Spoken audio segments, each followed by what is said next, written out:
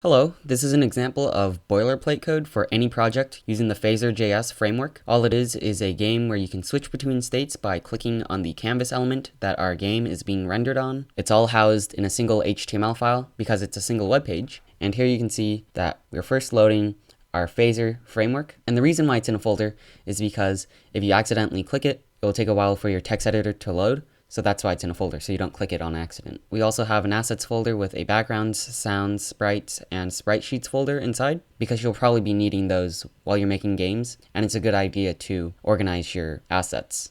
Here we're loading a CSS file, and all it is removing the margin from our canvas element and setting the background color to black. And if we open up our developer tools, we can see that each state console.logs what state you're in. So when we first start our game, we go to the load state, and all it does is it sets the scale mode of your game to show all, so it scales your canvas element to whatever size your window is, and it also horizontally and vertically aligns your canvas element. So here it is vertically aligned, and here it is horizontally aligned.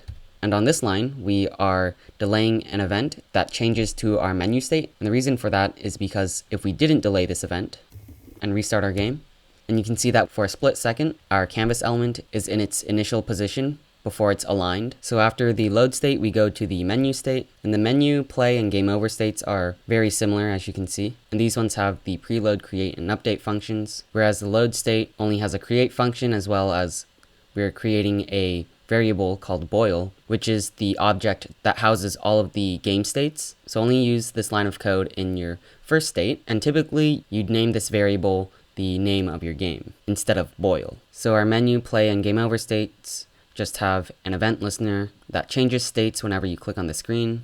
And all of our states are tied together in our main.js file. So if you want to add a new state, be sure to load the script in your HTML file, append it to your game object with prototype, as well as adding the game state in main.js. So that's pretty much how my boilerplate works. It's available now on GitHub, so if you find this code useful, be sure to star it. And if you have any other questions on how my code works, just leave a question in the comments or create an issue if there's some kind of issue with my code.